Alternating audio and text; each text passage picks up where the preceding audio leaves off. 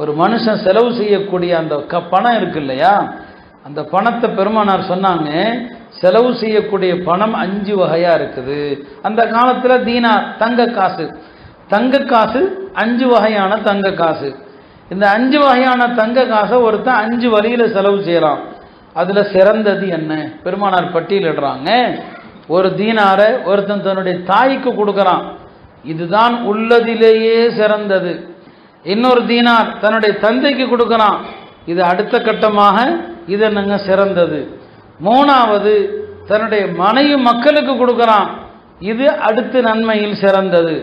நாலாவது தன் குடும்பத்தில் உள்ள சொந்த பந்தங்களுக்கு கொடுக்கறான், இது 4வது அந்தஸ்தில் உள்ளது.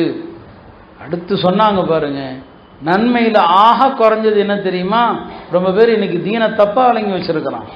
நன்மையில ரொம்ப கம்மி என்ன தெரியுமா?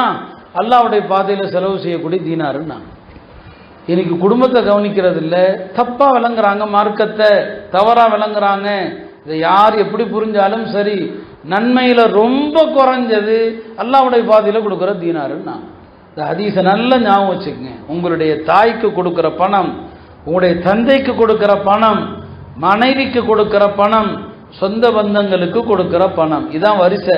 நன்மையில ஃபர்ஸ்ட் அது, அப்புறம் அது கடைசியா சொன்னாங்க மார்க்கத்திற்கு நல்ல விஷயங்களுக்கு கொடுக்கிறதுக்கு 5வது அந்தஸ்து தான் இல்லையா? ஆனா இன்னைக்கு குடும்பத்தை கவனிக்காம மார்க்கத்தை சில பேர் தவறா புரிந்து அவங்க மார்க்கத்துக்கு கெட்ட பெயரை ஏற்படுத்துறாங்க. அப்படி கிடையாது.